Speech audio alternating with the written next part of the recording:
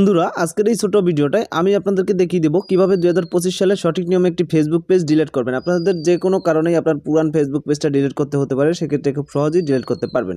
এর জন্য সরাসরি ফেসবুক অ্যাপ্লিকেশনটার ভিতরে চলে আসবেন, এমনকি পেজটাকে লগ ইন করে নেবেন বা পেজটার ভিতরে চলে আসবেন। এখানে কিন্তু আপনার প্রোফাইল থাকতে পারে, তো সেটা লগ ইন করে জাস্ট আপনার পেজের ভিতর চলে আসবেন। পেজের ভিতর আসার পর এখানে সেটিং নামে একটা অপশন পেয়ে যাবেন, জাস্ট সেটিং অপশনে ক্লিক করবেন। সেটিং অপশনে ক্লিক করলে এখানে একটু নিচের দিকে যাবেন। একটু নিচের দিকে গেলে আগে কিন্তু জাস্ট ডিলিট লাগলেই চলে আসতো, এখন কিন্তু ওইটা আসে না। জাস্ট এখানে একটু নিচের দিকে গেলে আপনি এখানে পেয়ে যাবেন কিন্তু access and control. Just access and কন্ট্রোলে ক্লিক করবেন। ক্লিক করার পর এখানে খুব সহজেই দেখতে পাচ্ছেন ডিলিট এবং কি ডিএক্টিভ। আপনি ডিএক্টিভ করতে চাইলে ডিএক্টিভ, ডিলিট করতে চাইলে ডিলিটে সিলেক্ট করে জাস্ট কন্টিনিউ অপশনে ক্লিক করবেন।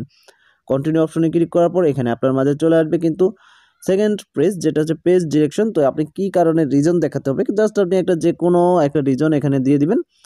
রিজন দেওয়ার পর এখানে দেখতেছেন আপনার পেজের কন্টিনিউ অপশন দিতে বলছে আবারও, জাস্ট আমরা কন্টিনিউ অপশনে দিব। তারপর এখানে হচ্ছে আপনি চাইলে আপনার পেজের ফটো বা যে ডেটাগুলো রয়েছে এগুলো ডাউনলোড করে নিতে চান, তো সেক্ষেত্রে করে নিতে পারবেন। আপনার কয়টা পোস্ট, কয়টা ভিডিও, কয়টা কি রয়েছে সব কিছু চাইলে ডাউনলোড করতে পারেন।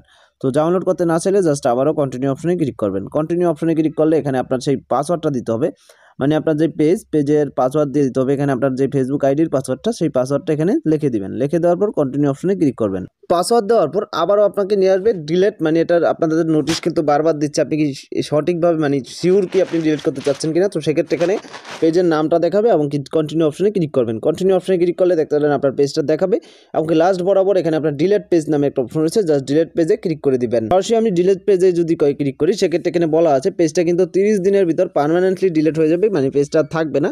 30 দিনের আগে চাইলে আবারও কিন্তু আপনি আনতে পারবেন। তো সেক্ষেত্রে দেখতেছেন খুব সহজ সঠিক নিয়মে আমার পেজটা কিন্তু ডিলিট হয়ে গেল। তো এভাবেই কিন্তু আপনারা আপনাদের ফেসবুক পেজ ডিলিট করতে পারেন। ধন্যবাদ সবাইকে সম্পূর্ণ ভিডিওটা দেখার জন্য।